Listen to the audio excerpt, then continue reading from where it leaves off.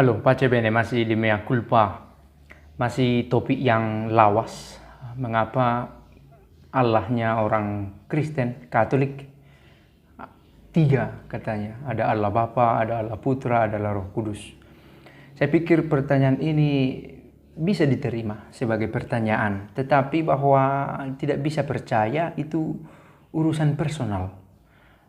Gereja menawarkan pemikiran teologisnya tentang siapa itu Allah, dan umat beriman mencoba menginternalisasi itu, mencoba merenungkan itu di dalam refleksi-refleksi iman yang dibuatnya. Gereja mengakui bahwa Allah itu hidup dalam sejarah. Allah itu mengkomunikasikan dirinya, dan manusia menanggapinya. Tanggapan yang paling nyata salah satunya ditunjukkan oleh Bunda Maria dengan berkata, Ecce ancilla Domini, viat mihi secundum verbum tuum. Lihatlah, aku ini hamba Tuhan. Terjadilah padaku seturut perkataanmu. Maka kisah karya keselamatan yang pernah kita dengar itu terwujud. Sabda menjadi daging dan tinggal di antara kita. Dan ia mengalami sengsara, ia mengalami wafat, dan ia mengalami kebangkitan. Ini adalah misteri iman di dalam gereja. Saya katakan gereja Katolik.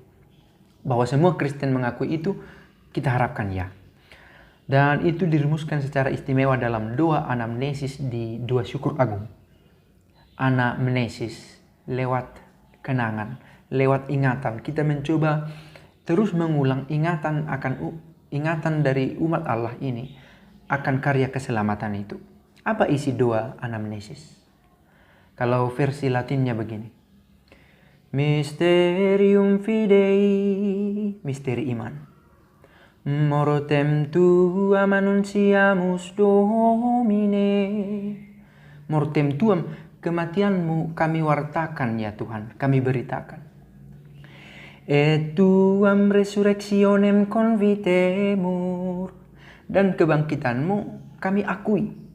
Kami mengakui kebangkitanmu, gitu ya. Donec venias, maka kiranya engkau datang kelak. Engkau akan datang kelak, begitu. Kedatangan kedua, parusia kedua. Di sana ada rumusan yang istimewa tentang iman kita. Allah hadir secara nyata dalam diri Kristus. Allah kita adalah Allah yang mau merasakan penderitaan manusia. Ia terlibat dalam pengalaman real kita manusia. Maka dia menjadi manusia, dia tampil dalam rupa manusia dalam diri Kristus, dia mengalami sengsara, dia mengalami wafat, tetapi dia bangkit. Nah, ini tiga rumusan ini soal bahwa dia wafat kita wartakan, dan dia bangkit kita yakini dan akui, dan kita percaya kita akan selamat bersama dia karena dia. Mysterium fidei, mortem tuam annunciamus Domine, et tuam resurrectionem convitemur, donec venias. Dalam versi bahasa Indonesia sebenarnya kita semua tahu. Marilah menyatakan misteri iman kita. Wafat Kristus kita maklumkan, kebangkitannya kita muliakan, kedatangannya kita rindukan. Tiga rumusan itu muncul. Sekali lagi Allah kita hadir dalam sejarah, dan ia menunjukkan bagaimana seharusnya kita manusia hidup seturut dengan semangatnya, seturut dengan karya keselamatannya itu, seturut dengan ajarannya, dengan mau menjadi seorang bagi yang lain.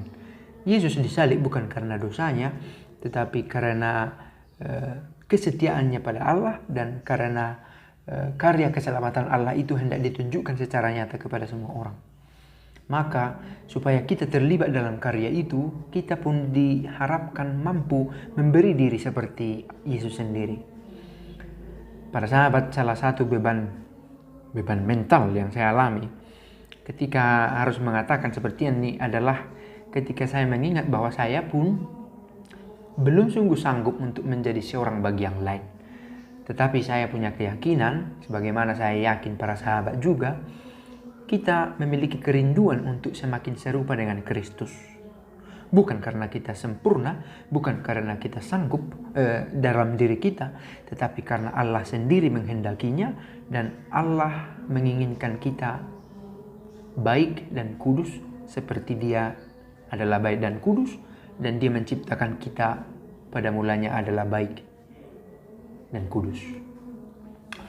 Saya pikir satu refleksi singkat tentang siapa Allah yang kita kenal itu, Allah yang Dia sendiri hadir menunjukkan teladan, bukan bersembunyi di balik semak-semak teologi yang tak tampak entah di mana, tetapi Dia merevelasikan dirinya, mewahyukan dirinya, menyingkapkan dirinya di hadapan manusia.